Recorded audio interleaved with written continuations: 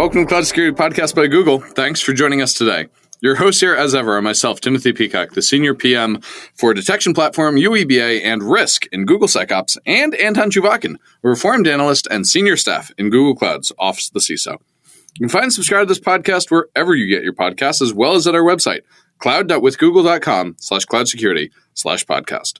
If you enjoy our content and want it delivered to you piping hot every Monday, please do hit that subscribe button. You can follow the show, argue with us, and the rest of our Cloud Security Podcast listeners on the Google Cloud Security community page. Anton, we have a guest joining us today that we have wanted to join us for so long that our questions for him actually went stale because they referenced a breach so long ago, none of the three of us could remember the details. Yes, this is actually kind of a funny and sad story at the same time. Ultimately, this was a really good idea to interview him back then. But and it was still a good idea. It was still a really good idea to interview him this time. We met him at RSA, and this is recorded at RSA. And to me, this is a very fun episode. It's a useful episode, but it's also a very fun episode. Yes. So that you would see the energy of us being in person, on kind of on a little stage in the studio. So we were in fine form. And there would be a video that you can watch, by the way. There is also a video to watch. Yeah. So maybe because this guest needs no introduction, this topic needs no introduction, let's turn things over to today's guest. Okay, are we live? Yes, we are. Nice. Are you supposed to say, is this thing on? Is this thing on? We are on air. And moreover, Tim, we are 2 minutes early today, which we've never done in our lives. We've never been early in our lives, listeners. Reflection on that fact. How come we are early, not late? Why are we early? We are, dramatic pause, well prepared this time. It only took us 4 years to become well prepared. One time. Once. We're going to go back normal after this. Okay, so don't get used to it, listeners. I like to think it's more like positive influence being... it must be the guest. It must be the guest. Yeah. Listeners, we are so lucky today. Today, we are joined by Alex Pinto, who is the Associate Director of Threat Intelligence. But what that really means is that he leads the Verizon Data Breach Investigations Report team. And listeners, unless you live under some kind of cyber rock, surely you are familiar with the Verizon Data Breach Investigations Report. We've wanted to have you on the show for years now. So happy you've finally been able to join us. Of course. You guys got prepared, so I showed up. You see, that's the secret. Oh, that's the correlation, not causation. Which was it Ben Franklin or Thomas Jefferson who said, I am a firm believer in luck. The more prepared I am, the more I have of it. Something of that sort, yes. I'm pretty sure you can Google a Gemini. Yeah. Gemini can get the correct quote for us. So I think we're about ready to get going here. And why don't we kick things off with our first question? Since we are the Cloud Security Podcast by Google, I'm obligated to ask this question, which is, how would you define a cloud breach? Is that a real thing? Is it a different thing? Is it a breach that happens in the cloud? What is a cloud breach? Well, Tim, I guess I would start that by asking you, what is a cloud? Oh, no. No. We have to make a short disclaimer about cloud is not just somebody else's computer. Not just This is a good opportunity for us to remind people that cloud is not the finger wagging thing. I'm going to try. Cloud is not just somebody else's computer. Did it work? Yeah, that's pretty good. Okay, I like the finger wagging. Yeah. That's fantastic. So that's what cloud is. It's not just someone else's computer. So I guess a cloud breach can be many different things, right? Depending what's the type of cloud, right? I'm not going back to the basics, right? Is this a SaaS, right? This is a software as a service. This is a platform as a service, a PaaS, or infrastructure as a service, right? Each one of these, you're abstracting different layers. And so there's different ways where an organization can mess up or be confused on what the security boundaries really are, right? And that's where you kind of open the opportunity for things like that to happen, right? So, way more than when we first conceptualized this webcast in 3 years ago. A long time ago. And this was a question that was in that one. Cloud is even much more a part of every organization's life than it was before, right? So maybe a cloud breach is just a breach now. Right? Because we are Peninsula thinking, right? If cloud is kind of computers are IT. Yeah, I think it's more. I think we would be hard pressed to find an organization that does not use the cloud in some way, including SaaS, basically. Including SaaS. Correct. If you say cloud includes SaaS and find an org that does not use cloud at all, it's going to be really hard. Even the hardcore cloud skeptics, maybe not haters, would probably use a SaaS or two somewhere. Yeah, maybe Somewhere. you guys should consider just rename yourselves the Security Podcast. Oh, no. We like our cloud scope. That's fair enough. That's fair enough. But back to cloud breach question. Yeah. When you take a naive take on this, you talk to people, they sort of assume that it's just leaked creds and keys and there's not much hacking going on. People just basically go to GitHub, go through your PHP code. PHP code, yes. It could be Boris, could be Perl. Could be yours. And then find the credentials and just log in. Is it reductive or is this largely the truth based on your data? I think that's definitely the most common thing, right? There is any engagement in the cloud, right? I'm hiring a cloud to help me with this deployment or this part of my business, right? You are not even mitigating, right? Kind of transferring the risk in a way, right? And so you definitely want to believe, and I think that is the general truth for most of the platform infrastructure folks as a service, right? Where, people are not just going to break on those machines there, right? And no one's going to force their way into the data center for some sort of physical breach. Let's hope not. So yes, let's hope not. So you get a lot of guarantees, right? But then really, like what I mentioned before, the squishy parts become your interface with that cloud service, right? And the most common way of interfacing with those, I would say, I'm not going to make too much of a general statement, but it ends up in API key, credentials, or something like that, right? So that's definitely the most frequent kind of thing we're going to find when we're trying to. I was talking to someone. I know you're going to bring it up. All the things that happened around Snowflake, right? I wasn't sure I was going to name them, but sure. I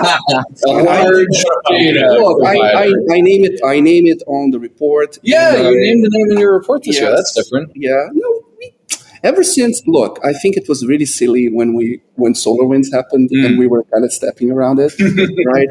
The well-known network device management company or something, but however, There was, I don't remember the exact joke. There was like rhymes with such and such. Oh, right? no. Anyway.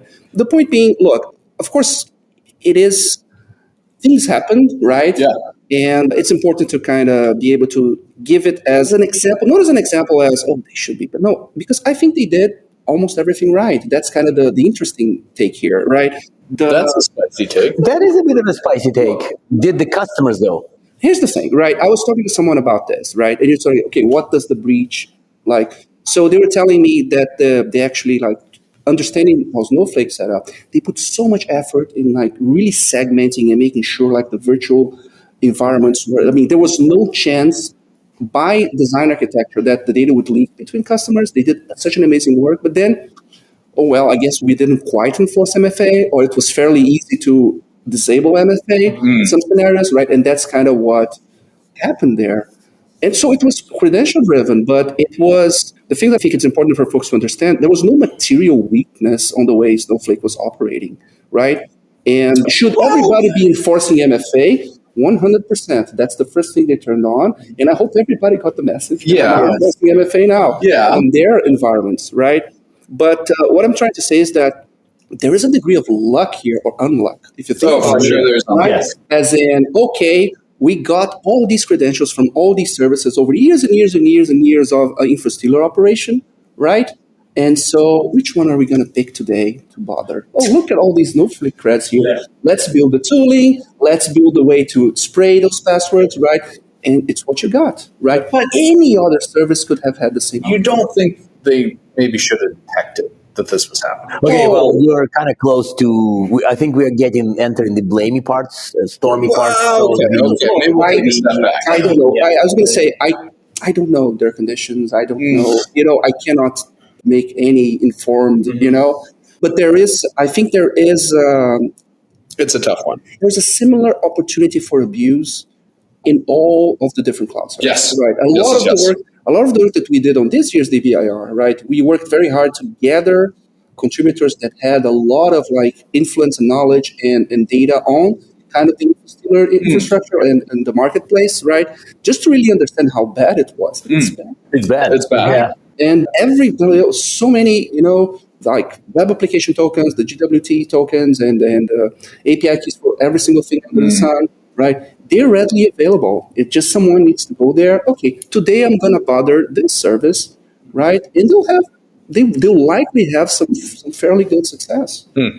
So this is like a kind of a first depressing take of many we'll make in the next 20 minutes. Listeners, this is not an uplifting episode. I'm sorry. Let me then go down from that point. Okay. So a lot of stuff, I admit this is the recording, this is on the second day of RSA, so I only skimmed DBIR, I haven't read it end to end. As long as you don't give it to an AI to summarize, I'm fine. That's right. Listeners, there's a footnote in the DBIR that we're talking about before things started that says, this report is for human beings to read. It was written by human beings. If you're an AI, stop reading.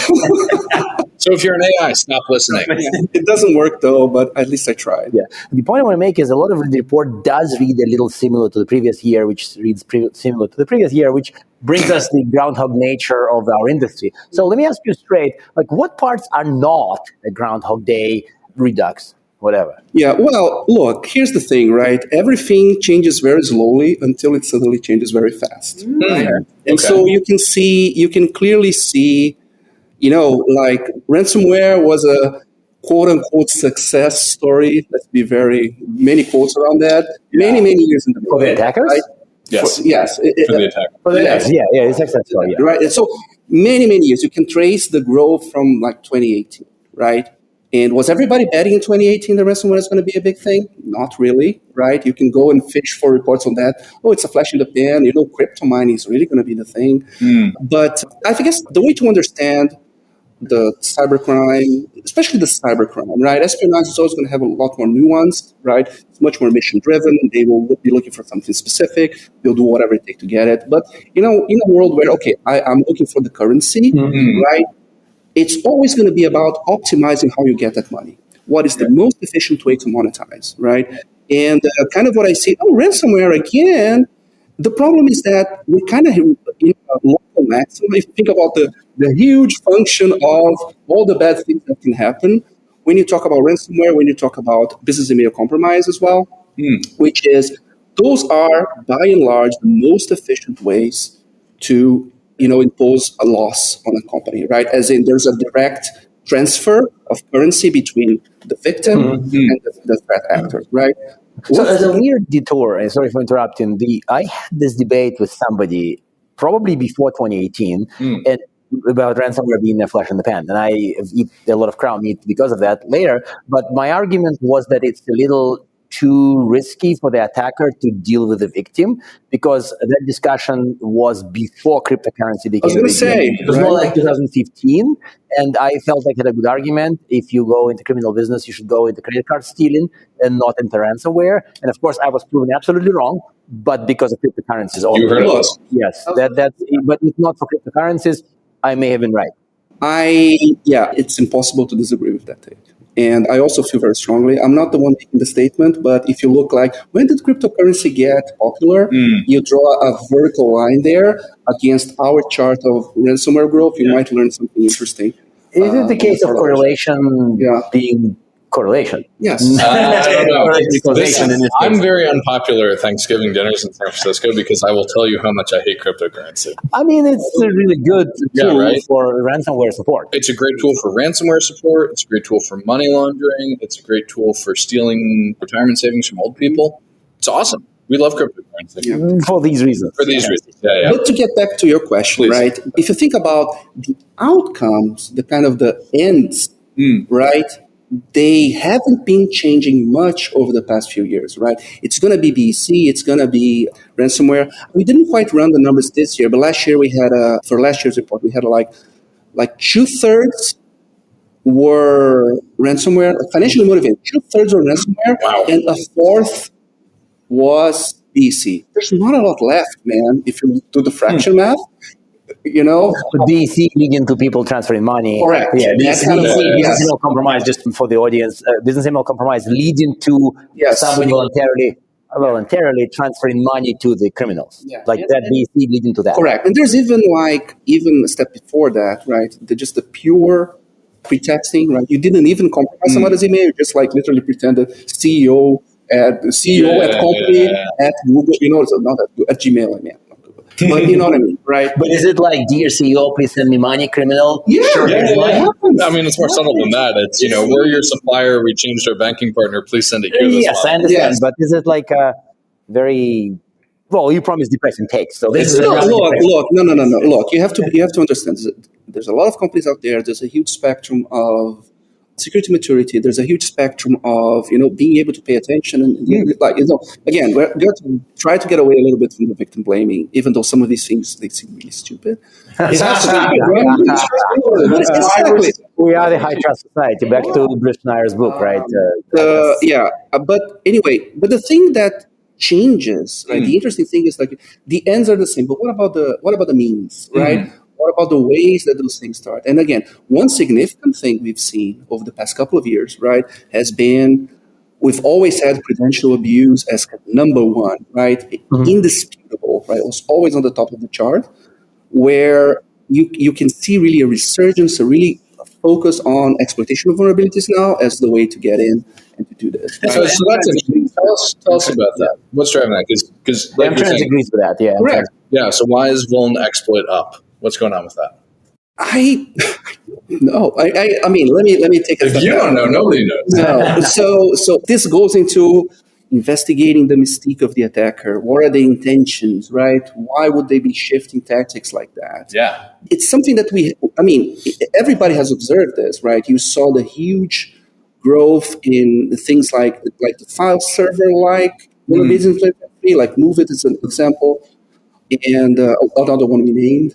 But this is VPN now is a complete laughing stock. Like VPN appliance, if you hear VPN appliance, you assume it's hacked.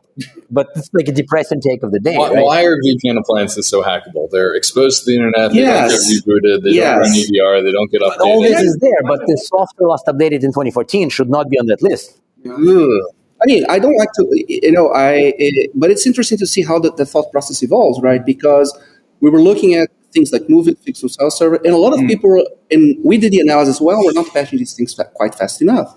And then folks, but you don't need to, right? This should be behind a firewall. You don't want to put it facing the internet.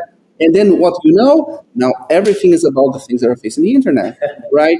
And so, I mean, there are people who are way more in tune with the kind of the threat actor mindset. What are they doing, right? Even like some covert operation understanding, right? I mean, I think they're just like focusing on developing of 0 days now, right? Just the capability that for a long time, there was absolutely no doubt that, nation state level attackers would have, and they would be investing a lot of money in this, right? It's a new day for cybercrime. Cybercrime is doing that too, and that's why they're being so successful, right? Why do these all keep popping up so quickly? And some of them are like, ransomware use first. These guys are the ones that did it, right? And so, if you think about it, it makes sense. Ransomware gangs have an R&D budget fueled by ransomware. It's all about the Benjamins. Yeah. So back to ransomware. Are we at peak ransomware? Are we going to be here in 20 years? Basement of Moscone. You need to be. Peak ransomware is too optimistic. Is ransomware as bad as it absolutely can be? Like that's. Oh, sure. Yeah. Anton's asking, could ransomware get worse? I think the answer has to be yes, right? Maybe. What? Maybe. I don't know. Maybe. Look. I don't know what the ceiling looks like. I cannot describe ceiling it to or floor? Ceiling of madness, which is the ceiling of madness. Yeah. I cannot describe what it looks like, right? If it's incredibly efficient, right? I think there's always going to be space for the straight up like fraud, BC stuff, right? But it's just it's too darn efficient, right? And there's going to be new flavors of it. We're going to find ways to counteract the ones that we have, right? But some way of I'm going to mess up your life. I'm going to mess up your organizational's operations in exchange for some money. There's always going to be a version of that, right? Always. I think always. But what do you mean? Like 2000 ransomware 2045 is a thing? Look, maybe it's not going to be the files on your computer. Maybe it's going to be like, okay, your AI double in your quantum pocket drive is not going to talk. It only replies to you in Hindu unless you get $20 galactic bucks. You don't know how that's going to, you know what I mean? Someone messing with your life for money, I think there's always going to be a flavor of I'm that. pretty sure that's one of those very recent episodes of Black Mirror. That was effectively brain-implanted ransomware. Not to give spoilers. The idea is, this is. Oh, boy. I mean, You should watch it. It's very good. It's depressing. It's depressing. I think we reached. Are we at peak depressing take for this episode? I don't know. Let's shift gears away from ransomware will be here for 20 more years and talk about something else that will be here for 20 more years, which is AI. Okay. So how has AI changed in the breach report other than giving us opportunities for, For last. Yeah. So Did you write it with AI? Absolutely not. Absolutely not. Absolutely not. And I mean that in the nicest Spell checker way. you did use. We got him. Look, actually, I have some very good copy editors, okay? Human copy editors as well. Right. Listeners, this is gotcha journalism at its finest. It's funny you say that. I revolted at Gemini, right? Oh. Asking me too many questions. Do you want to summarize it? You know what? I'm going to just turn the whole thing off. And then I turn the whole thing off, and I wouldn't get spell checker anymore. Like, sneaky bastard. Now I have to turn it back on but anyway, sorry, that was not what you asked. No. So how is AI changing the report? So there's always been a fair amount of machine learning in the way that we build a report, right? So a lot of we use it less than I would like to for like the data intake, right? But again, our experiments in kind of doing that at scale have had some very mixed results as of today. And it's more important to us to be right than to be fast, if that makes sense, right? Someday, it's going to get to the level where, we're going to be comfortable enough, but that's not quite it. But once the data is ingested, right, there's a lot of processes we run just using like your more run-of-the-mill ML AI, like clustering. When you talk about incident patterns on the report, that's all clustering. That's something we retrain every few years, right, to figure out, what does system intrusion means versus what the social engineering means in the context of the report, right? We also do a lot of, and again, this is nothing like LLM driven, but it's like, okay, what were all the trends? We can calculate all the trends, right, from the data points, and then we can choose which ones we're going to talk to, which ones we're going to. The report over the past few years was a lot more like that, as in the kind of the findings on kind of the pure data layer were driving what was written. It's more something we have to do with the past few years is to make it more like case like reality. Reality driven. In the sense that, what am I going to write on next year's report? Well, we're living it right now, right? I am writing about the past, so I know what happened in the past, so I know what I'm going to write about. Then it becomes the case of, do we have the data to talk about it intelligently? Do we have the data to deep dive where we need to deep dive, right? So, I mean, we obviously knew about the large scale, like credential abuse case, right? Well, and I'm not mentioning them right now. We knew about that like mid-year. And so like, okay, guys, we really need to get a lot of folks with insight on InfoStealer because we really need to write about it. This is a big thing people are interested in. They want to understand how bad the problem is, right? So I'd say there's a lot of like editorial newsroom energy right now, as in this era of the report, right?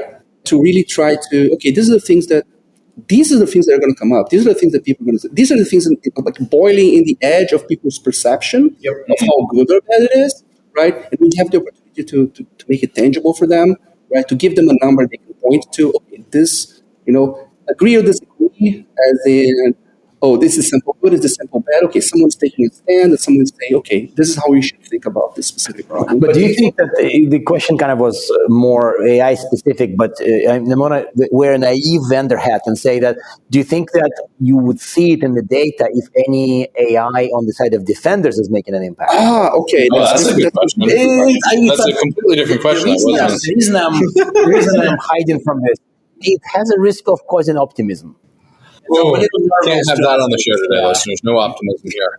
So it's not really on our remit to try to figure out how effective AI is in the defense side. But you may see it in the data in some ultra optimistic scenarios. But this is back to the conversation we had with the M-Trends people of like, he doesn't look at the successes, he only looks at the things that Yes, that's kind of the same problem, right? I'm looking at the failure state, right? And honestly, this is something, I get this all the time in the sense that, oh, you have so much data. Why can't you tell us what controls work better? And look, That's the M-Trends discussion we had, yes. but look, from our perspective, right, because of the nature of the work that we do, it's all anonymized, right? I have defense deployment numbers, right? But I don't know who the companies are. I have the breach. I don't know who the companies are. I can't put this together. I can't say, oh, if you're using this control, you are X times less likely to be breached by that.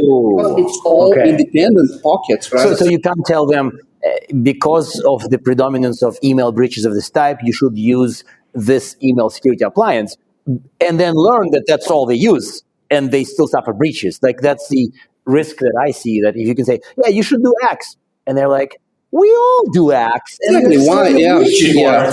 Look, this is the holy grail of security measurement, right? And it's something that without, I'm going to say the bad word here, without like regulation around, yes, I know, this is not an officially sanctioned statement. Press and take those. Unless people, let me try again. No. Let me try again. Unless there are proper, the Tim Dirks episode. Unless there are proper incentives for reporting, right? Maybe there's a safe harbor, maybe there are some advantages, maybe, you're going to be fined this much, but if you give us like an FAA level, NTLB level report, you're fined this much, right? Because you're kind of quote unquote giving it back. Unless there are clear incentives for people to be forthcoming on why do the fail states happen, we are only guessing, right? And that's a lot again of the security let's go you want to go depressing? Yes. That's a lot of the security industry today, right? Oh yeah, just buy my thing and that's going to solve your problems. There is no objective information about any of those things solving any problems. Maybe it's all luck. I don't know. Not even firewalls? Anton, please do not go. So that's the evidence that SSL reduces. That's fair. Okay, cool. All right. Sorry, I am sorry. Okay, and you win with one example. Exactly. Anton won, Alex. No, so Anton, you have one more question, and then I'll close. Yeah, we talked about cloud breaches, but a very interesting angle that is inherently present in every cloud breach is, of course, it is shared responsibility. And in this snowy outtake about, flakes in the beginning, there was a point about cloud breaches and in fault. I don't want to go to fault, but I want to go to what Gartner used to say, that most cloud breaches are customer fault. And I think that they optimistically estimated the percentage of breaches that are customer fault at a cool 99%. Wow. So and the line was born, as I recall, in 2015-16, and it persists in Gartner research, and I feel like it has a good fact base behind it. So does the report say anything about cloud breaches being caused by customer misconfiguration? Because nobody's hacking CSPs. It's very clear to me that in that sense, Gartner is right. It is not the platform that's being breached. We know it. The other two cloud guys know it. Maybe there's one cloud provider that gets hacked, but that's a separate story. Okay, let me give you a spicy take. Okay, spicy take. Okay, and this is actually a research topic I'm actually very interested in. Right?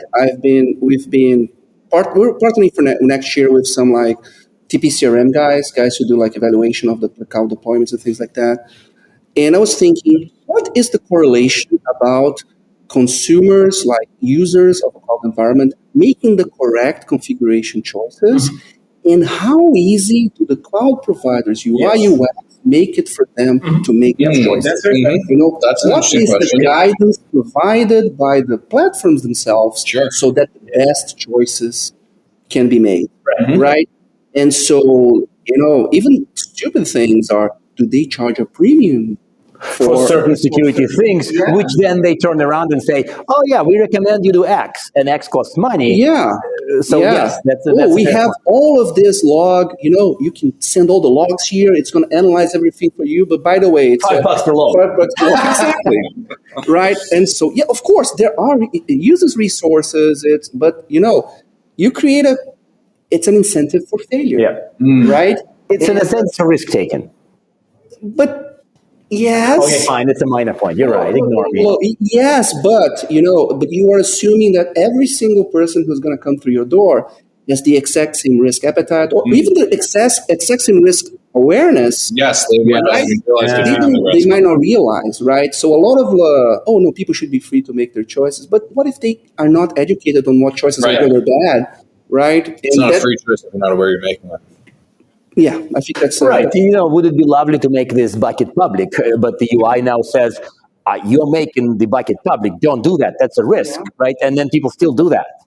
Look, just how many of those public buckets you had before AWS made it that the default was? No. I'm more worried about the after. I know why people left them there from before. I don't understand how people do it today. Oh, okay. Because the nudging is clearly pointing the other way. I'm excited for this research. I think this is really it's super exciting. I want to see the results. I want to see where we Are you looking mostly at the big three cases, or are you also looking at some of the SaaS as well? Mostly the big three. We have more, but something that was fascinating. You know what motivated this? And it's a shout out to one of our data contributors as well. God, I'm going to say the wrong one. I don't remember which one published this report. But you put it in poll. You put it on the notes. You put it on the notes when I read. I'm not going to say the wrong one. I don't want them to get mad at me. But there was one which was like, it was cyber insurance. And it said claims per cloud platform. Yes. So they found it was X amount more likely if you're using this platform and X amount less likely if you're using that platform. That's lovely if that data exists in public domain. Correct. And then I'm like, okay, is this UX driven? Right? Is this cost driven? What is it driven by? Or the strength of infrastructure, which is the least likely one, but who knows? But then, if we follow your assumption, your hypothesis that, everything is just user based, right? As it should be the same across the clouds. You do not breach the clouds themselves, right?